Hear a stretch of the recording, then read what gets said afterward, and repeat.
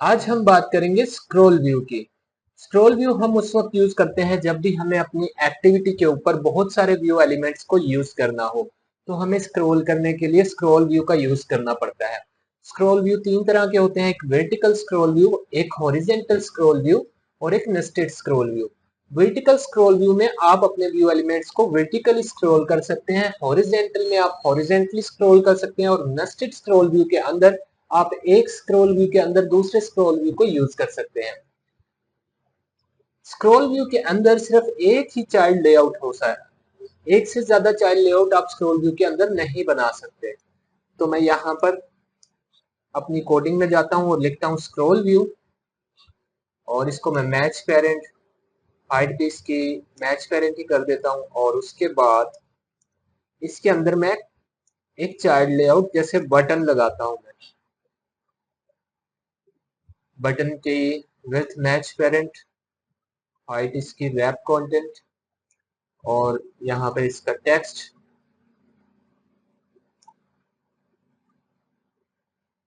आई button. तो ये हमने एक लेआउट लगाया, बटन लेआउट लगाया यहाँ पर। और अगर मैं इस बटन एक और दफा बटन को यूज करने की कोशिश करूंगा स्क्रॉल व्यू के अंदर, तो क्या होगा, हमारी एक्टिविटी रन ही नहीं होगी, क्योंकि स्क्रॉल व्यू के अंदर हम एक ही चाइल्ड लेआउट यूज कर सकते हैं, एक से ज्यादा चाइल्ड लेआउट स्क्रॉल व्यू के अंदर नहीं बनाए जा सकते। उसके लिए हमें क्या करना पड़ता है, हमें किसी लीनियर लेआउट को या किसी और लेआउट को पहले इस स्क्रॉल व्यू का चाइल्ड लेआउट बनाना पड़ता है। जैसे मैं यहाँ पर पहले लीनियर लेआउट लगाऊंगा और इसको मैं मैच पेरेंट हाइट भी इसकी मैच पेरेंट कर देता हूँ और ओरिएंटेशन इसकी वर्टिकल कर दूंगा, क्योंकि हमारा वर्टिकल स्क्रॉल व्यू है तो मैं इसकी ओरिएंटेशन वर्टिकल कर दूंगा। अब हम इस लेआउट के अंदर जितने चाहे व्यू एलिमेंट्स को यूज कर सकते हैं, क्यों ना कि हमने अपने स्क्रॉल व्यू का एक चाइल्ड लेआउट सेट कर लिया है, लीनियर लेआउट। अब मैं यहाँ पर कार्ड व्यू बनाता हूँ, कार्ड, और इसकी विड्थ जो है वो मैं मैच पेरेंट कर देता हूँ, हाइट इसकी मैं करता हूँ 300 dp और इसका जो मार्जिन सेट कर देता हूँ, मार्जिन 10 dp और इसका बैकग्राउंड जो है वो भी चेंज कर देता हूँ, व्हाइट की जगह इसका बैकग्राउंड ब्लैक कर देता हूँ।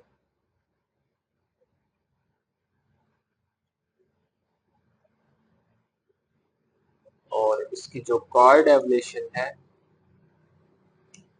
उसको मैं 10 dp कर देता हूँ।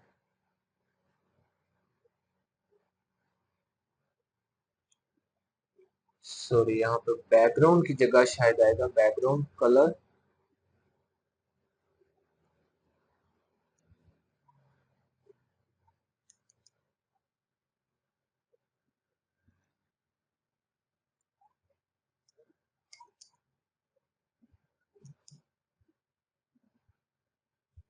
कार्ड बैकग्राउंड कलर ब्लैक,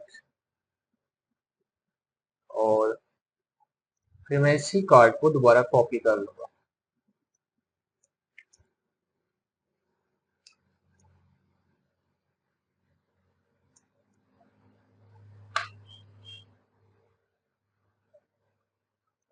और यहाँ पर मैं डिफरेंट कलर दे दूंगा, कस्टम, इसको मैं रेड कलर दे देता हूँ और इस वाले को मैं येलो कलर दे देता हूँ और लास्ट वाले को मैं ये वाला कलर दे देता हूँ। सो ये हमारा स्क्रॉल व्यू रेडी है। अब हम इसको रन करके देखते हैं।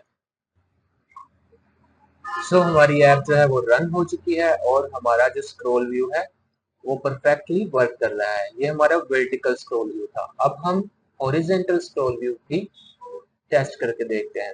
तो हॉरिजेंटल स्क्रॉल व्यू के लिए मैं यहीं पर रिलेटिव व्यू के अंदर ही एक और स्क्रॉल व्यू लगा देता हूँ, स्क्रॉल व्यू,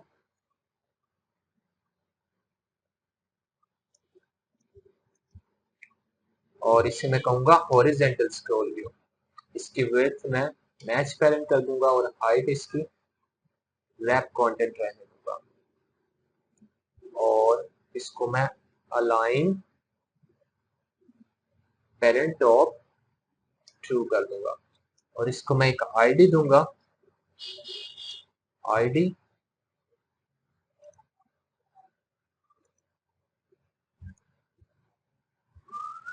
और आईडी में इसको मैं एच स्क्रॉल इसकी आईडी में रख देता हूँ, एच स्क्रॉल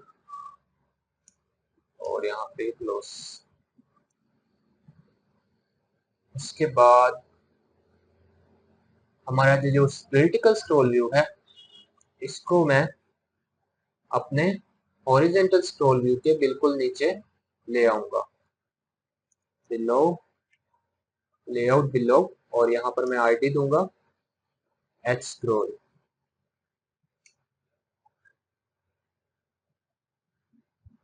और यहाँ पर मैं इसी लीनियर लेआउट को कॉपी कर लेता हूँ, कॉपी और पेस्ट और यहाँ पर इसकी में जो ओरिएंटेशन है उसको मैं हॉरिजॉन्टल कर दूंगा, ओरिएंटेशन हॉरिजॉन्टल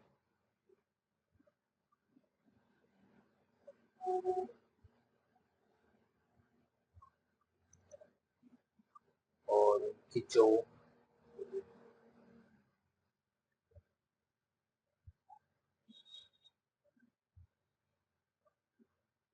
विड्थ है कार्ड की वो भी मैं 400 डीपी कर देता हूँ,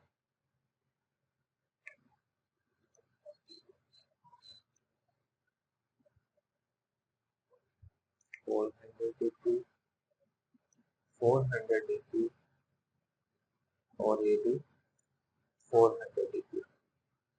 सो ये हमारा हॉरिजॉन्टल कार्ड भी रेडी है। अब इसको मैं रन करके देखता हूँ। सो हमारा हॉरिजॉन्टल स्क्रॉल व्यू भी परफेक्टली वर्क कर रहा है और हमारा जो वर्टिकल स्क्रॉल व्यू था वो भी बिल्कुल हॉरिजॉन्टल स्क्रॉल व्यू के नीचे हमने लगाया था, वो भी परफेक्ट वर्क कर रहा है। होप सो आज की इस वीडियो के अंदर आपने अंडरस्टैंड किया होगा कि स्क्रॉल व्यू क्या है और इसको किस तरह से हम यूज कर सकते हैं। Thanks for watching this video.